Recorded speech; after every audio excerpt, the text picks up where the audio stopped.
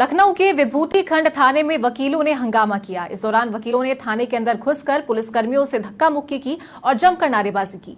हालात इतने बिगड़ गए कि आधा दर्जन थानों की फोर्स और आला अधिकारी मौके पर पहुंचे। जानकारी के मुताबिक पुलिस कठौता से एक आरोपी वकील को पकड़कर थाने लाई थी, जिसकी पैरवी के लिए साथी वकील पहुंचे थे। इस दौरान पुलिस और वकीलों के बीच झड़प हुई, जिसमें कई पुलिसकर्मियों के घायल होने की सूचना है।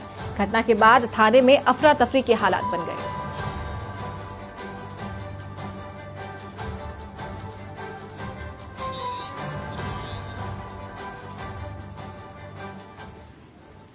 देखिए, अभी हम लोग घर पे थे, वो तहरीर देने आया था, उसको पुलिस वालों ने बैठा दिया है। तो जैसा कि मैं एक अधिवक्ता हूं, मुझे एक अधिवक्ता का फोन आया, तो मैं तत्काल प्रभाव से अपने घर से अपने 2-3 अधिवक्ता साथी के साथ मैं घर से निकला यहाँ विभूतिखंड थाने के लिए। विभूतिखंड जब मैं आया तो यहाँ मैं देख रहा हूँ कि अंदर दारू चल रही है और कम से कम 50, 60, 70, 100 की तादाद में पुलिस वाले जो आधे ड्रेस में थे, आधे बिना ड्रेस में थे, नशे में थे, वो आए। मैंने अपना परिचय दिया, भैया मैं ये फला सौरभ कुमार वर्मा, मैं अधिवक्ता हूँ। देखिए, अभी हम लोग घर पे थे, सोशल मीडिया के माध्यम से सूचना मिली कि हमारे अधिवक्ता सौरभ वर्मा और एक राहुल पांडे, इनके साथ पुलिस ने विभूतिखंड थाने में बहुत ही बर्बरतापूर्वक पिटाई की इनकी, बंद करके थाने में, जो कि अपने अधिवक्ता साथी की ही पैरवी में थाने आए हुए थे। मुझे संबंध में हम लोग थाने आए हुए हैं। सारे पुलिस वालों ने शराब पी हुई थी। वो तहरीर देने आया था, उसको पुलिस वालों ने बैठा दिया है। और ज्यादा जानकारी के साथ सहयोगी जय त्रिपाठी फोन लाइन पर जुड़ गए हैं। जय, क्या जानकारी है आपके पास इस पूरे मामले को लेकर? वकीलों ने थाने में जाकर हंगामा किया और तो वहीं इनका आरोप ये भी है कि जो पुलिसकर्मी हैं वो थाने में नशे में धुत होकर बैठे हुए थे।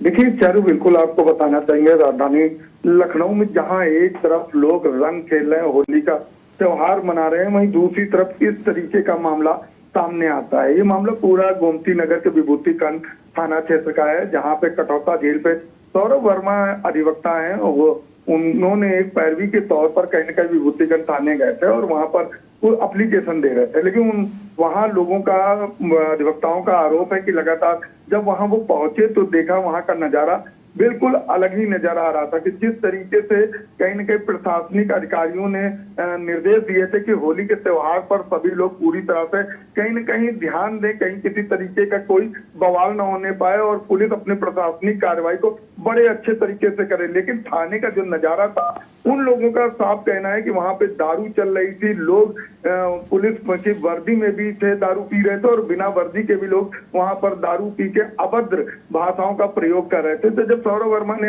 कहीं न कहीं पैरवी के तौर पर पहुंचे और एप्लीकेशन देने के लगे तो उन्हीं को ही बैठा लिया गया। जब इस तरीके की मामला होता और उन्होंने बताया कि मैं अधिवक्ता हूं, अधिवक्ता समाज से आता हूं, इस तरीके का मामला है, इस मामले को लेकर आया हूं, लेकिन किसी तरीके को भी पुलिस कर्मी सुनने को तैयार नहीं थे। जिसके बाद सोशल मीडिया के माध्यम से कहीं न कहीं लोगों को खबर मिलती है और फिर अधिवक्ताओं की एक बड़ी टोली वहां विभूतिखंड पहुंच जाती है, लगातार बात करती है। लेकिन बात का ये नजारा था कि उन लोगों का आरोप भी जिस तरीके पुलिस लोगों ने नाते का प्रयोग कर रखा था, तो वो लोग ठीक से बात सुनने को तैयार नहीं थे, जिसके कारण बड़ा ही धक्का मुक्की का नजारा देखने को नजर आया, अभद्र भाषाओं का कहने नजारा नजर आया। उनका साफ कहना था कि आज के दिन अगर ऐसी कोई बात है तो आप सौरभ वर्मा को छोड़ दीजिए, आगे इस पर चर्चा होगी। लेकिन पुलिसकर्मी किसी तरीके को तैयार नहीं थे। तो इस कारण माना जाए तो कहीं न कहीं पुलिस कर्मियों और अधिवक्ताओं के बीच काफी धक्का मुक्की और मामला इतना बढ़ गया कि विभूतिखंड में अतिरिक्त पुलिस बल का प्रयोग करना पड़ा और बुलाना पड़ा।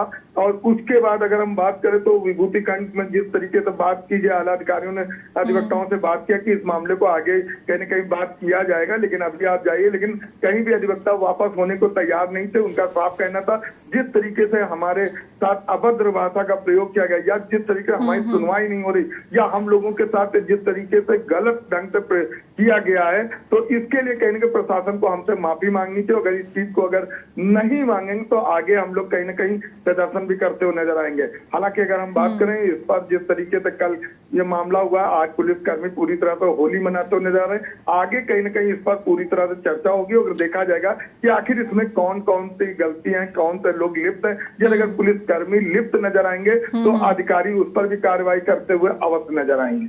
जी चारू। ठीक है जय, बहुत शुक्रिया आपका ये जानकारी देने के लिए।